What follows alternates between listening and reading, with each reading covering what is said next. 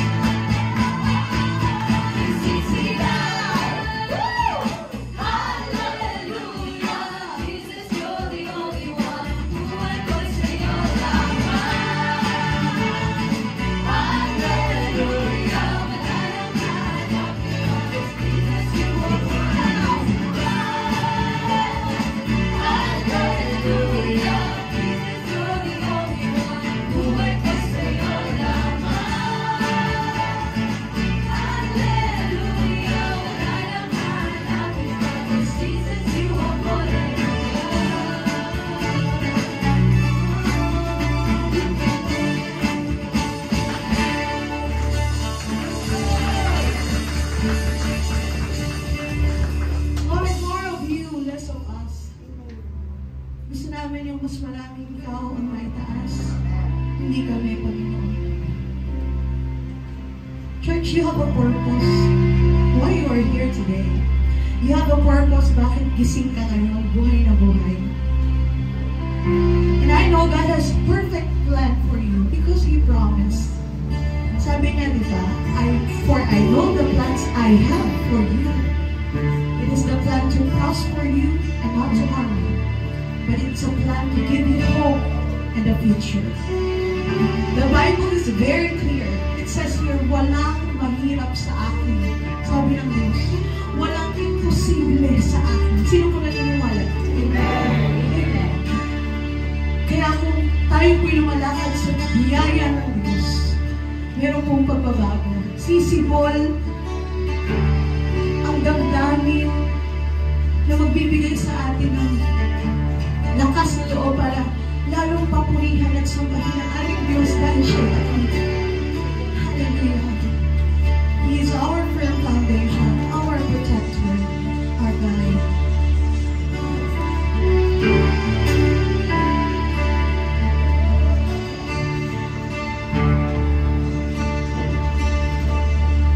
Christ is my firm foundation. On which I stand when everything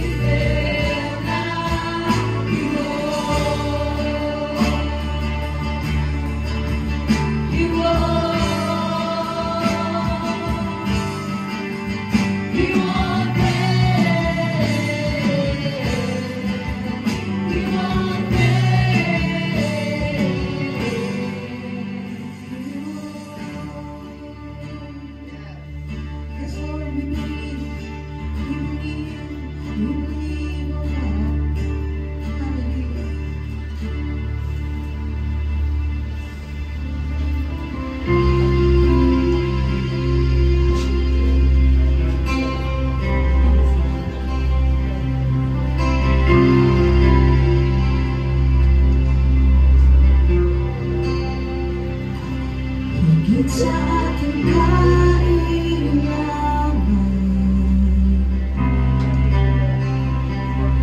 higit sa aking karanasan,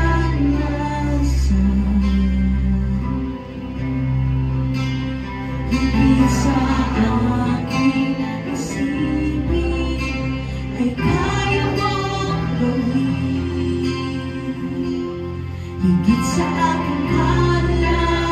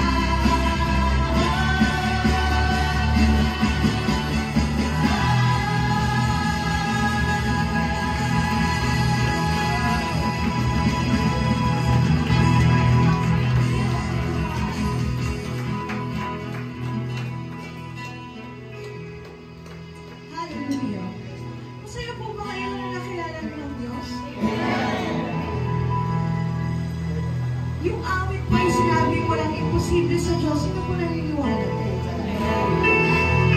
Sino po naniniwala na walang mahirap sa Diyos? Kapatid, baka pag ikaw ay nasa panahon na ikaw'y dumaranas sa matinding pagsubok, baka doon mo palang sabihin na walang imposible sa Diyos. Ngayon na ikaw'y dumaranas sa napakagandang danasan sa buhay. Ngayon pa lang dapat sabihin na natin walang imposible sa Diyos. Amen? Pwede bang itaas natin ang ating mga kamay sa Diyos? Kantahin natin ulit.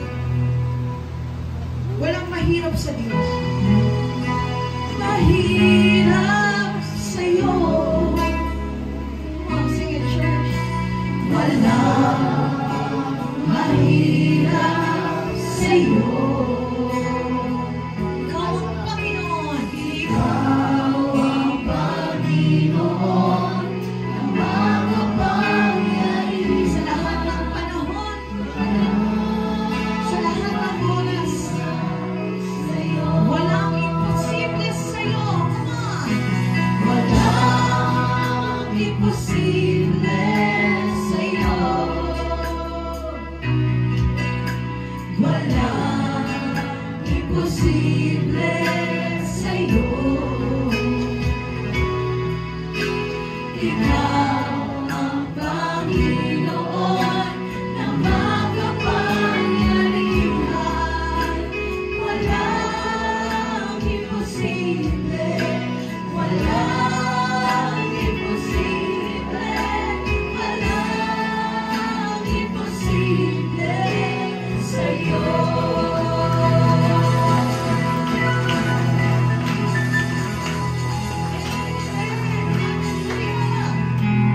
Sige po, palakpakan natin ang ating Diyos.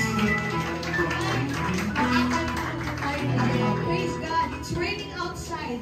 It's raining blessing inside this church. Amen? Hallelujah. Magiging driver mo na. And amen, praise God.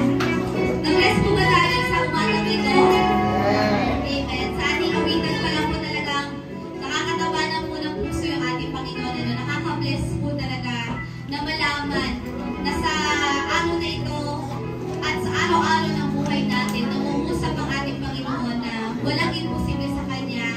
May kakayanan ng ating Panginoon. Amen? Amen. Dadako na po tayo sa ating magbibigay sa ating Panginoon, sa ating tithes and offering. Kagaya naman po na nalalaman na ng bawat isa, yung tithes and offering po is part po ito ng obedience natin sa ating Panginoon. It's one of His commandments. And sabi po sa Leviticus 27:13, every tithe of the land, whether of the seed of the land or of the fruit of the trees, is the Lord's. It is holy to the Lord. So, ibig sabihin daw po, lahat ng meron tayo, ano man po yung, kung ito yung galing sa ikinabubuhay po natin, yung buhay natin mismo, lakas natin, ito yung galing sa Panginoon at ito yung holy para sa ating Panginoon. Kaya, nararapat lamang na tayo magbalik sa Kanya.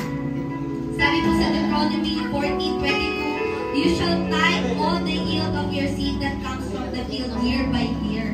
So kung arawan po tayo nagkakaroon ng sahod, hindi naman po kayo lingkuhan, kinsenas katapusan buwanan, kinocommand po tayo ng Lord na magbigay. And it is our part to obey the Lord. At malalaman naman po natin na once we obey the Lord on giving our tithes and offering, ay hindi po tayo pababayaan ng ating Panginoon. Amen. At nangalan natin walang imposible sa Diyos. So may kakayanan na ang Lord. Sabi po dito, kapag po tayo ay nagbibigay o matutong magbigay ng tithes and offering natin sa ating Panginoon, number one, it will make room for more blessings. So, ibig sabihin po, once na nagbigay po pala tayo, kung halimbawa sa 100, may 10 piso, ayan. Ano po pala yun? More blessing pa yung bibigay ng Lord kapalit ng 10 piso. Diba? Kung sa 550 pesos, more blessing pa sa 50 pesos yung ibibigay na kapalit ng ating Panginoon. And alam ko po na we can expect more from God because our Lord, hindi niya tayo bibigyan. Diba? Sabi din po dito, pangalawa, of course, we are honoring God by giving. Pag nagbibigay po tayo, ino-honor natin ang ating Panginoon that He is our Lord and provider. Na kaya niya Panginoon. At higit sa lahat, nagkakaroon po tayo ng connection lalo sa ating Panginoon kasi yung trust natin, namumot natin sa Kanya. Na Lord, ito na lang yung kakayanan ko, pero I put my trust in you. Alam kong kung hindi ko na kaya, kaya mo. Amen? Kung imposible sa akin, walang imposible sa iyo. Diba? Kung mahirap na sa akin, Diyos, sa iyo, hindi ito mahirap. Bakit po? Dahil ang ating Panginoon, He is our great God.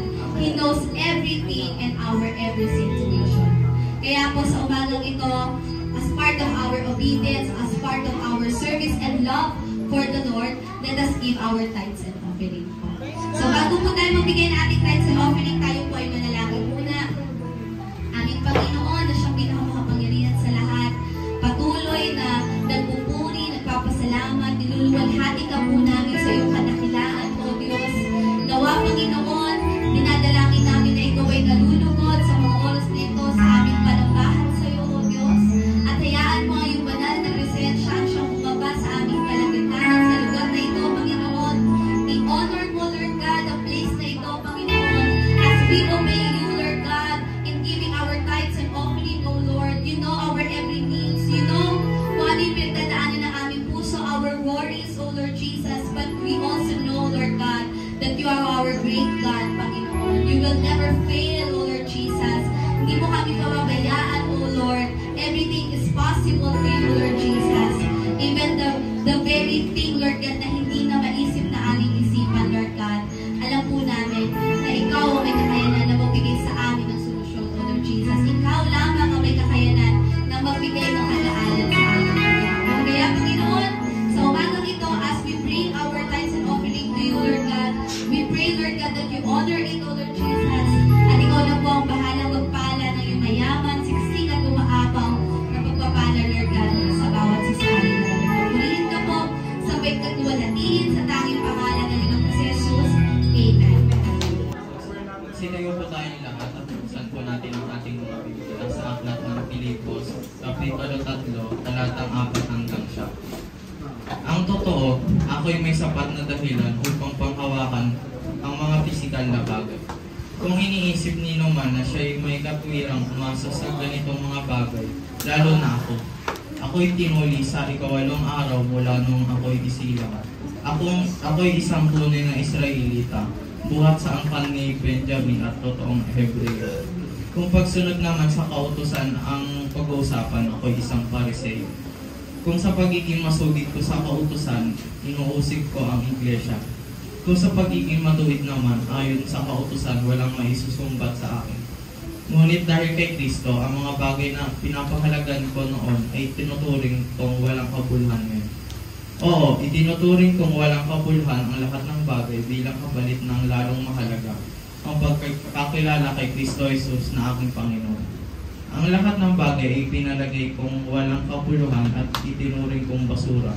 Makamtan ko lamang si Kristo at lubos na makipag-isa sa Kanya. Ang aking pagiging matuwid ay hindi sa pamamagitan ng pagsunod sa kautusan, kundi sa pananalig kay Kristo. Ang pagiging matuwid ko ngayon binuhat sa Diyos sa pamamagitan ng pananampalataya. Makakaupo na po tayo. Okay, good morning po. Happy Father's Day. Salamat po sa mga ama ng tahanan na narito ngayon sa ating pong kalagitnaan. Okay. Ang pag-usapan po natin ngayon po umagang ito ay ang tunay na pagiging matuwid. Ang tunay na pagiging matuwid. Sa banal na kasulatan, ang sabi ng Romans 3:10, walang matuwid, wala kahit isa. Okay? Pagkatapos sa banal na kasulatan, sinabi din na yung 10 na utos ng Panginoon in the Old Testament, malabag mo lang ang isa, nilabag mo na lahat. At nasabi naman ni Santiago, ang nakakaisip ng mabuti, o nakakaalam ng mabuti, ngunit hindi naman niya ginagawa, ay nagkakasala. So, ang hirap maging matuwid, di ba? Sinabi ko ni Pedro na kung gaano kahirap ang isang matuwid para makarating sa langit, paano pa kaya yung hindi nakakakilala sa Panginoon? Pero, sa kabila ng pagiging mahirap maging matuwid, kailangan natin maging matuwid. Sa kabila ng pagiging mahirap maging ganap, kailangan natin maging ganap. Sa kabila ng pagiging mahirap na maging banal, kailangan natin maging banal. Kung paano sinabi ng Biblia says, ang ating Diyos ay banal, dapat tayo din ay magpakarunan.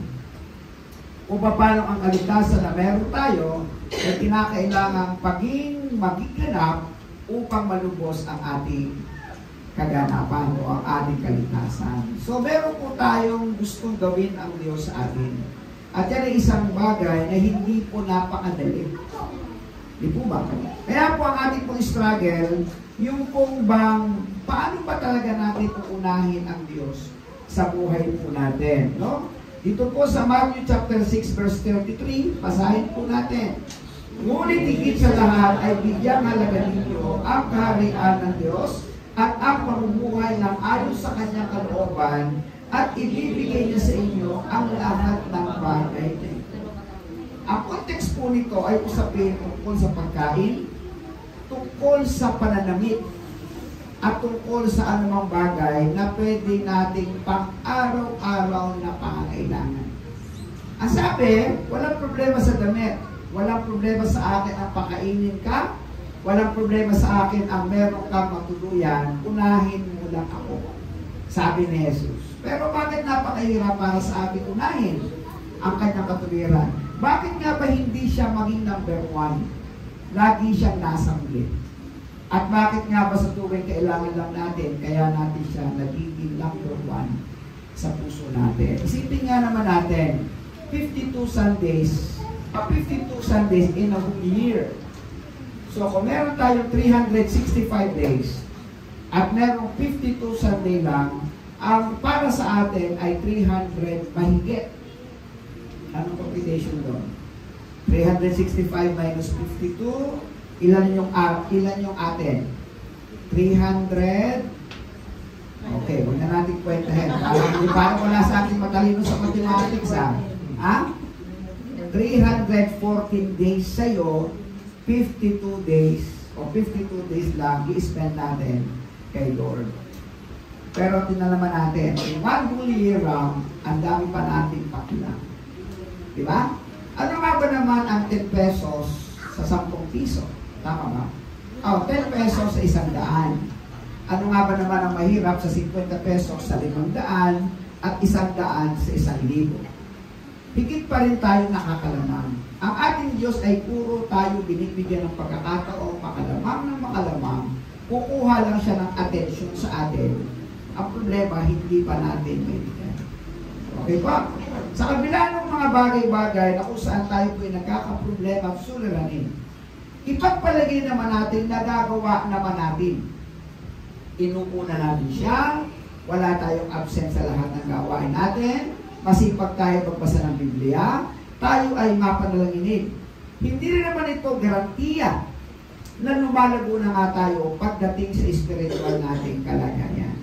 Kasi meron pong panuntunan ang Diyos pagdating po sa kung ano ba talaga ang kanyang kalooban.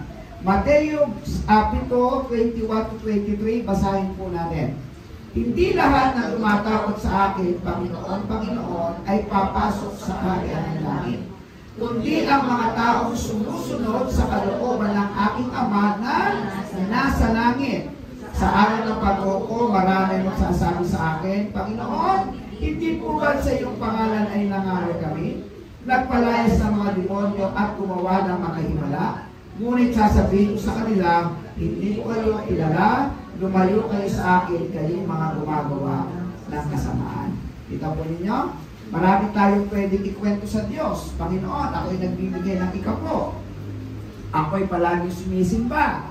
Ako'y palaging nananalangin. Ako ay palaging sumasamba sa iyo. At ako ay merong mabuting puso sa aking kapwa. Pero sabi pa rin at ipinagpipilitan pa rin ni Jesus, hindi sila makakapasok sa langit, kundi yun lamang tumutupad sa kalooban ko. So, ibig sabihin, kung ang ating pagpunta dito ay kalooban mo, sa Diyos, thumbs down ka. Pero kung ikaw ay pumupunta dito dahil kalooban nasusunod. Ibig sabihin, talagang meron ng tibok ang puso mo. Meron ng pagmamahal ang puso mo. Meron ng pagkauho ang puso mo. Kaya ka napunta dito, hindi dahil sa obligasyon, hindi dahil sa sinabi ng tao, kundi talagang kinusa na ng iyong kalooban. Isang araw, nagising ka na lang, talagang pusa ka na nagpe-pray. Isang araw, bigla mo lang nakita ang sarili mo, pusa ka na nagbabasa ng Biblia. Hindi siya nagiging pangalawa, hindi siya nagiging pangatlo, kundi nagiging pangunahin mo na sa iyong buhay. Yun ang kalooban ng Diyos at larawan na ikaw ay makakapasok sa kaharian ng langit. Kaya nga sabi dito, nasa total and genuine transformation at impact. Ang impact po, ibig sabihin, yung kung napapansin ka at napapansin tayo, ay nasa pagiging totoo natin sa ating buhay. Isipin naman po ninyo, ang dami naman pong simbahan dito sa Bayan Luma na pwedeng daanan bago kayo makarating dito. Ang dami naman pong church sa Salawag bago kayo makarating dito. Dito sa Buhay na Tubig, bago kayo makarating dito. Meron din sa Las Piñas. Hindi po ito malapit na lugar sa inyo. Maliban lang doon sa mga malalapit na lugar, katulad po sa lugar namin at katulad po sa lugar ng iba nating mananampalataya. Bagamat marami pa rin mga churches na dinadaanan. Pero bakit dito kayo napupunta? Yun po yung tanong eh. Bakit ang layo-layo natin, pero narito po kayo at nagsasama-sama tayo? So, ang ibig sabihin, merong mga sitwasyon at katotohanan dito sa loob na totoo. Tama po ba? Hindi isang grupo na kung saan nagkakaplastikan lang tayo dito sa loob. Tsatsagayin ko ba yung ganong kalayo? Kung wala akong nakikitang totoo, kung wala akong nakikita talagang genuine transformation sa loob ng church. Kaya nga po tayo nagpapabalik-balik. Amin po ba? At kami naman, ng aking pamilya, ay totoo din na naglilingkod sa Diyos para mag-alagaan tayo sa isa't isa. Tinan po ninyo yung Gawa 2:47. Nagpupuri sila sa Diyos at pinalulugdan sila ng lahat ng tao at bawat araw ay idinaragdag sa kanila ng Panginoon ang mga inililigtas. Huwag niyo sabihin walang kinalaman ang Diyos sa pagsasama-sama natin. Huwag niyo sabihin na walang kinalaman ang inyong pakikipag-ugnay sa Diyos kaya tayo ay nagkakasama-sama. Amen po ba? Kung ang relasyon po natin ay sa pamilya lang namin, kaya tayo nagkakasama-sama, hindi po ito matatag na relasyon. Pero kung ang ating po pagsasama-sama ay dahil po sa ating pagiging malalim na pakikipag-ugnay sa ating Panginoon, magiging matatag po ang relasyon po ito. Okay po? So tayo po ay magkakaroon ng isang katotohanan na kung saan hindi po tayo nagkukunwari sa isa't isa. Meron po tayo isang panunuoring video clips kung saan gusto kong ipakita sa inyo ang kung ano ba talaga ang maging totoo sa isa't isa, lalo po pagdating sa harap ng ating Panginoon. Panoorin po ninyo. Yan. Nagbigay po siya ng donasyon o regalo. Ayun. Kaya lang, may kasamang cameraman. Ayun. Ayan. Ang ginawa ng binigyan, pumasok sa bahay, nagsuot ng maganda. Ayan.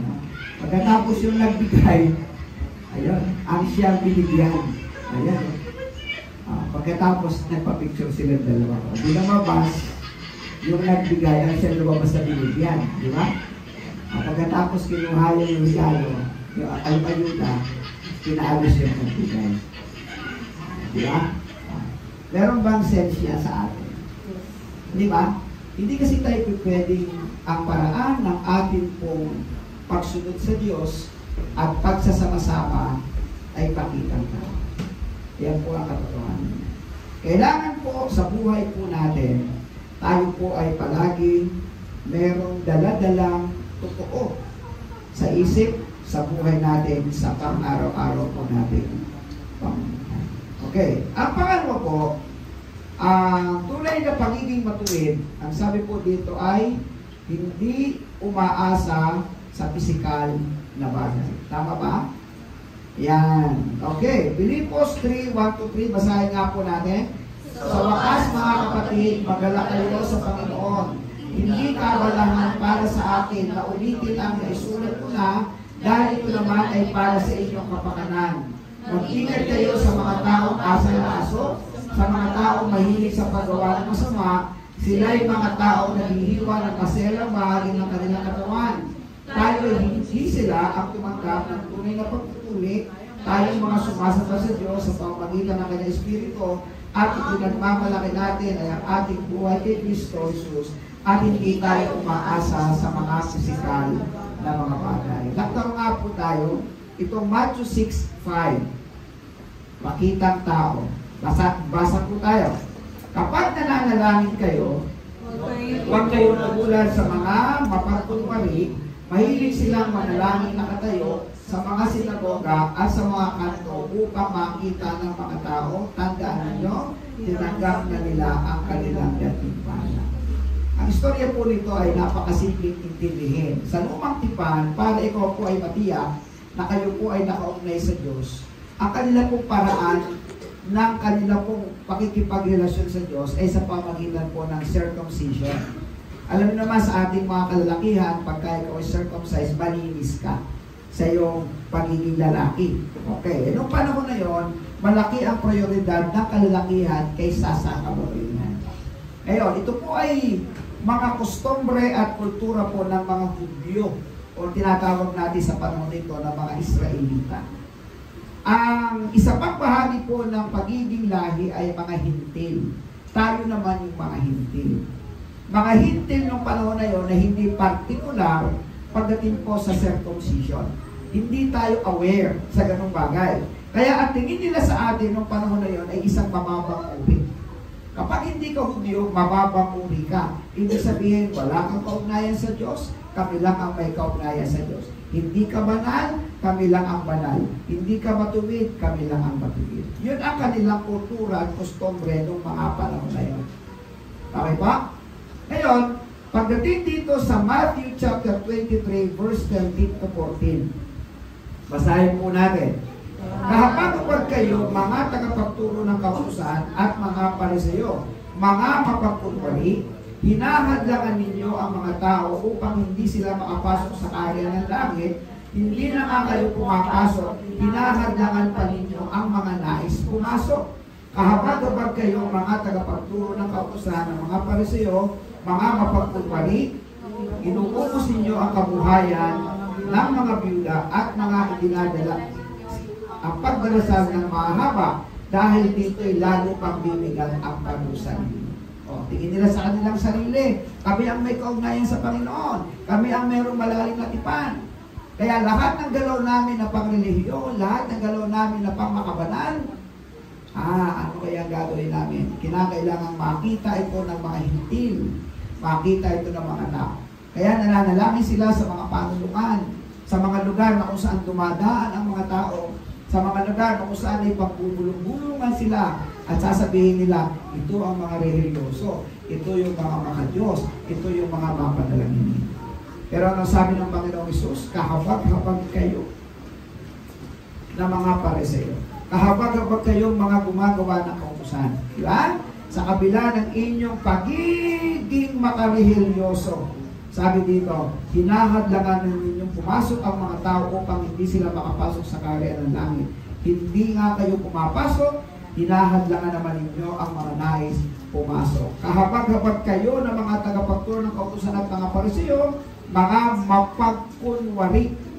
Inuubos ninyo ang kabuhayan ng mga byuda at dinadalangin ninyo ang pagdarasal ng mahaba dahil dito'y lalo pang bibigan ang parusa sa inyo.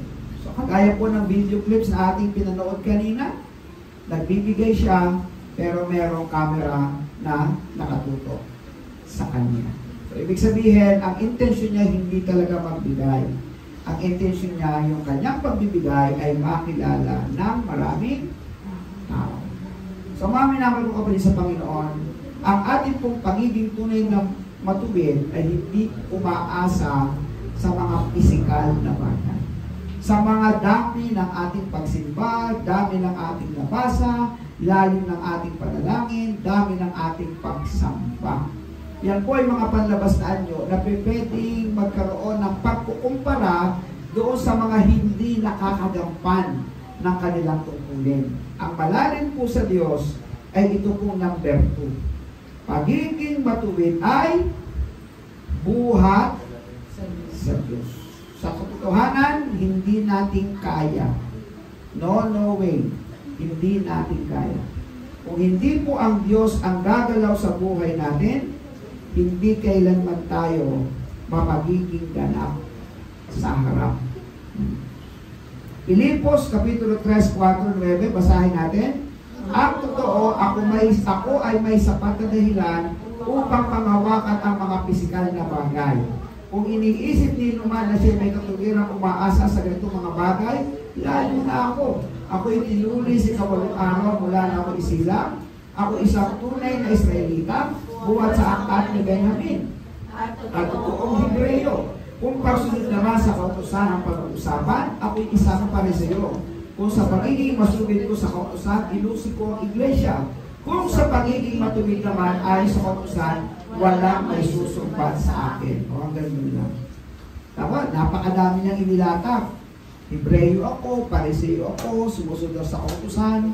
Walang halos makapantay sa akin sa pagiging devoto ko. Yun ang kanyang palagay sa kanyang sarili.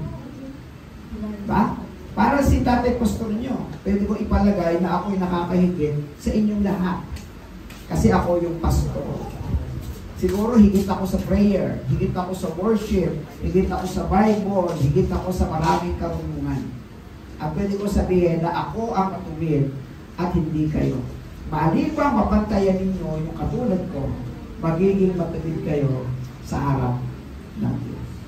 Pero hindi. Nang makita ito ni Apostol Pablo at nung makilala niya ang Panginoon, tuloy natin ang pagbasa. Ngunit, dahil kay Kristo, ang mga bagay na pinanagat ko noon ay itinuring kong walang kabuluhan ngayon. Oo, itinuring kong walang kabuluhan ang lahat ng bagay bilang kapalit ng lalong mahalaga. Ano? Ang pagkakilala kay Kristo Jesus na aking Panginoon. Ang lahat ng bagay ay inilagay kong walang kabuluhan at itinuring kong basura, makamtan ko lamang si Kristo at lubos na makipag-isa sa Kanya. Ang aking pagiging matuwid ay hindi sa pamagitan ng kundi sa pananalig kay Kristo. Ang pagiging matuwid ko ngayon ay buhat na sa Diyos sa pamagitan ng pananampalataya. Ang akala ko kaya ko na sa aking sarili. Ang akala ko kung ako isang Pariseo, matuwid na ako. Ang akala ko kung ako'y palasimpa, matuwid na ako. Ang akala ko kung ako'y palabasan ng Biblia, matuwid na ako. Naku, hindi po pala. Sabi ni Pablo, hindi pala ito. Yung aking alam sa paraan ng pagiging matuwid, walang-wala pala ito sa totoong matuwid. Amen? Sa totoong banal, sa totoong ganap, at walang iba kundi ang Panginoong Jesucristo. Salamat na lang at nakilala ko si Jesus sa buhay. Pasinin po ninyo, habang lumalalim ang pag-ibig nyo sa Diyos, lalo tayo sumisipag. Di ba? Sa pagsunod sa Kanya. Pasinin po ninyo, habang naintindihan ninyo ang laki ng pagmamahal sa atin ng Diyos, lalo nating minamahal ng ating Diyos. Pasinin po ninyo, habang napapansin po natin ang ating pagiging marumi, pagiging makasalanan, ang dami nating pagkukulang, lalo naman napapamulak sa isip natin kung gaano kalaki ang pagkakatawad ng Diyos at kung gaano kalaki ang pagmamahal ng Diyos sa atin. Pasinin po ninyo, ang dami na nating pagkukulang pero patuloy tayong pinakakain ng Diyos araw-araw. Binubuhay ng Diyos araw-araw. Hanggang ngayon, pinasisikat niya ang araw, mamaya gagabi na naman. Hanggang ngayon, binubuhay tayo, binibigyan tayo ng kalakasan. Hindi lang natin ito napapansin. Bakit? Kasi ang napapansin natin palagi ang ating sarili. Ang napapansin natin palagi ay ang mga problema at mga pagsubok sa buhay. Pero ang ganda po ng mensahe ng awit kanina, walang imposible sa Diyos. Di ba? Ang kailangan lang, manalig ka, manampalataya ka, mas talagang ilagay mo sa puso mo na ang Panginoong Jesucristo ay may kakayahang magawa ang lahat ng ito. No? Mga nagagawang paglilingkod, mga natatapos ng mga edukasyon, mga pagkakilala ng mga tao sa paligid. Sabi ni Pablo, ang lahat ng bagay ay ipinapalagay kong walang kabuluhan at itinuturing kong basura, makamtan ko lamang si Kristo. Diba? Paano nagawang ipagpalit ni Pablo si Kristo? Paano nagawa ni Pablo na ipagpalit si Kristo sa kalagayan niya bilang isang Pariseo, bilang isang tagasunod ng kautusan, bilang isang taga-usig, bilang isang ipinapalagay na kinikilala sa kanilang lugar noong panahon na yun? Nagawa niyang isa-isang gabi, maging isang basura sa kanyang harapan, wag lang mawala si Kristo sa buhay niya. So nakita niya, lahat ng kanyang mga nagawa at lahat ng kanyang ginagawa, hindi ito magdadala ng kapatawaran. Amen? Kay Kristo Jesus ang kapatawaran. Hindi ito magdadala ng lawak ng pag-ibig ng Diyos na kay Kristo Jesus ang pag-ibig ng ating Panginoon. Hindi ito magdadala ng ating tunay na kaligtasan na kay Kristo ang tunay na kaligtasan. Hindi ito magdadala upang tayo ay magbigay ng kaluwalhatian at kasiyahan sa ating Panginoon na kay Kristo Jesus ang kaluwalhatian, kasiyahan para magbigyan natin ng kaluwalhatian ang ating Panginoon. Kaya sabi dito, ngunit dahil kay Kristo, ang mga bagay na pinapahalagahan ko noon ay itinuturing kong walang kabuluhan. Mga kapatid, mga anak sa pananampalataya, kahit anong gawin natin na pamamaraan para ikaw ay maging matuwid, maging banal, maging ganap sa harap ng Diyos, papalpak tayo. Kasi iba po ang ating isip sa isip ng Diyos. Ang gagawin lang po talaga natin, mananampalataya tayo sa ating Panginoong Jesucristo ng lubos-lubos. Upang sa ganon, magawa natin ang ating sarili na kusa mong minamahal ang Diyos, kusa mong nauuhaw sa salita ng Diyos, kusa kang dinadala sa pananalangin at pagsamba, kusang nagbibigay ng malalim na konbiksyon ang banal na Espiritu tuwing tayo ay malayo sa Kanya at talagang tayo po ay pilit na gumagawa ng paraan ng Diyos para tayo ay muling makabalik sa Kanya. Yun ang tanging pamamaraan lang. Kasi ang pagiging totoo sa harapan ng Diyos ay isang matuwid na bagay sa Kanya pong harapan. Alam naman po ninyo ang dyablo. Sa panahon po na tayo po'y abala, sa panahon po na meron tayong pinagkakabalahan, isang araw, tayo po ay mapapahamak. Panoorin po natin isang video clip ulit. Yung isa. Ayan. Panoorin po natin yun. May dalawa pong Christian. As long as Christian fight against each other, they will never see the devil coming. Ayan po, abala silang dalawa eh. Abala sila. Kung ano man ang pinagkakabahalan nila, nag-aaway man sila, busy sila sa maraming bagay, malayo sila sa kaisipan ng Diyos, hindi nila mamamalayan na yan na pala ang dyablo para pinsalain. Ganyan po ang dyablo. Inaabala tayo, binibisi tayo, dinadala tayo sa ibang mga bagay na hindi natin alam, malayo-malayo na pala tayo sa Panginoon. And then bigla na lang siya darating at sisilain tayo. Pero dahil tayo po'y protektado ng Diyos, mahal tayo ng Diyos, hindi papayag ang ating Diyos na hindi tayo makabalik sa Kanya. Hindi tayo papayag na hindi tayo mapalakas niya, hindi tayo papayag na hindi tayo makabangon at makapaglakad ulit. Papalapit ng papalapit ng papalapit ng papalapit sa Kanya. Amen po ba? Yes. Yan ang ginagawa ng Diyos. Number 2, ang tanging hangarin nawa ay masunod. Ano yung hangarin gusto masunod ng Diyos? Isa-isahin natin. Lubusang makilala si Kristo, maranasan ng Kanyang muling pagkabuhay, makibahagi sa kanyang mga paghihirap, maging katulad niya sa kanyang kamatayan. Tinan po naman ninyo. Tinan po ninyo ang dadaanan natin. Mapalapit lang tayo sa Kanya. Lubusang makilala si Kristo. Sa isip-isip ni Pablo, hindi ba pala lubos yun? Diba? Sa isip-isip ng sumulat, hindi ba pala lubos yung aking ginagawa? Eh ako nga'y puspusa na nga ako na nakikipagbaka laban sa mga Kristiyano. Para sa iyo na nga ako eh. Kautusan na nga ako eh. Hindi ba ba yun sapat? Nagkamali siya. Nung makilala niya si Kristo, mali. Walang magagawang mabuti sa iyo yan. Ang may magagawang mabuti sa iyo ay ang lubusang makilala si Kristo. Amen? Amen. Ang maranasan mo kapangyarihan ng kanyang muling pagkabuhay, ang makibahagi ka sa kanyang mga paghihirap, at maging katulad niya sa kanyang kamatayan. Tandaan niyo, sabi ng Biblia, ang nagtitiis sa buhay na ito ay yung mga tumalikod na sa pagkakasala. Mahirap talaga yan. Mahirap talikuran at mahirap isakripisyo at mahirap isa-isang tabi ang mga minamahal natin at niyayakap natin sa pang-araw-araw. Kapalit, ha? Kapalit ng pagsunod kay Kristo. Kapalit ng iyong paglilingkod sa Kanya.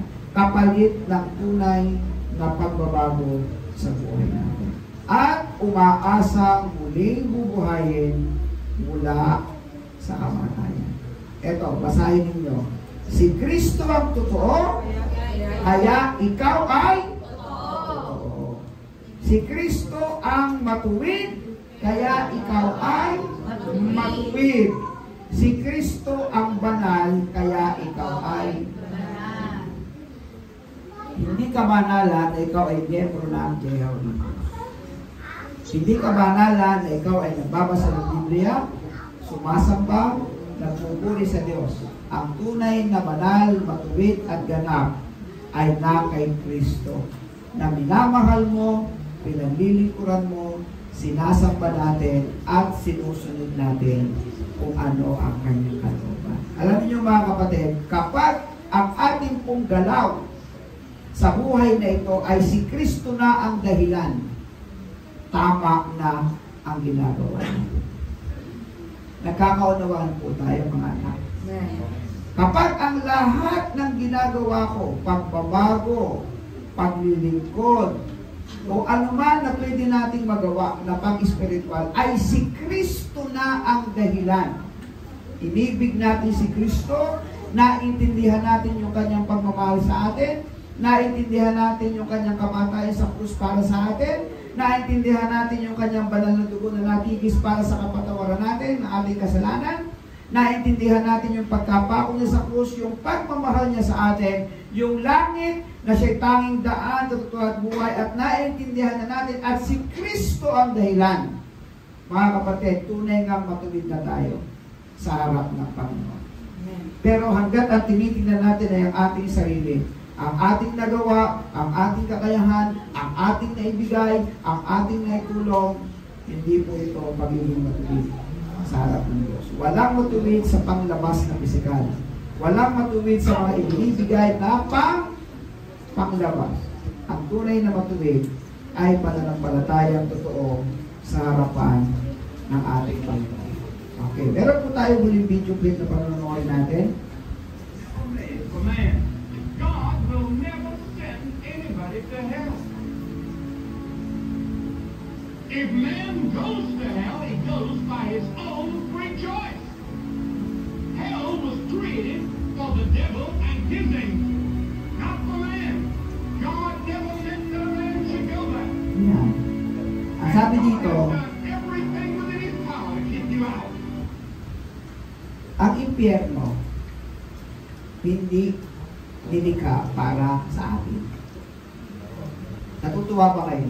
Amen. Alam niyo ba ang ibig sabihin ng impyerno? Lugar na kung saan habang buhay na paghihirap. Hindi yan para sa atin. Yun ang sabi ng preacher kasi Billy Graham. Ang impyerno nilikha para sa demonyo at sa kanyang mga kampo. Pero hindi para sa iyo at hindi para sa atin. Ngayon, kung pupunta ka sa impyerno, kung pupunta tayo sa impyerno, ginusto natin. Yun ang sabi niya. Okay? Ginusto natin. O, pagkukulang ko na, kung nakarating sa akin ang Ebanghelyo, ipinakilala sa akin si Kristo bilang Panginoon tagapagligtas, tinanggihan ko pa. Tama? Pagkukulang ko na, kung binibigay sa atin ang magandang aral para sa paglago natin, tinatalikuran pa natin. Kaya sabi niya, sa pag-ibig ng Diyos sa atin, ayaw niya mapahamak tayo. Ang nakakalungkot, ginugusto nating mapahamak tayo sa ating sariling panahon. Mga kapatid, mga anak, iisa lang po yung buhay natin. Iisa lang. Kaya sa mga panahon ng kalakasan, sa panahon na binibigyan ng Diyos sa atin araw-araw, at sa panahon na kayo po ay nangihina, hingi tayo ng Diyos ng kalakasan. Sa panahon na tila wala na tayong pag-asa, hingi tayo sa Diyos na siyang pag-asa. Walang problemang hindi masusolusyonan. Naniniwala po ba kayo? Amen. Bakit? Kasi walang imposible sa Diyos. Amen. Tumayo po tayong lahat. Awitin po natin ang awitin walang imposible sa ating Diyos.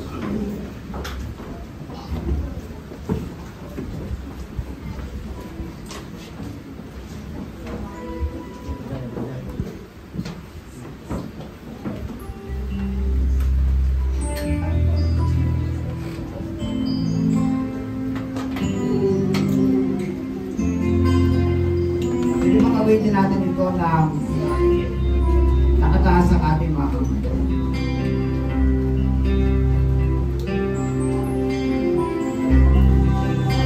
Mahirap sa'yo. Mahirap sa'yo.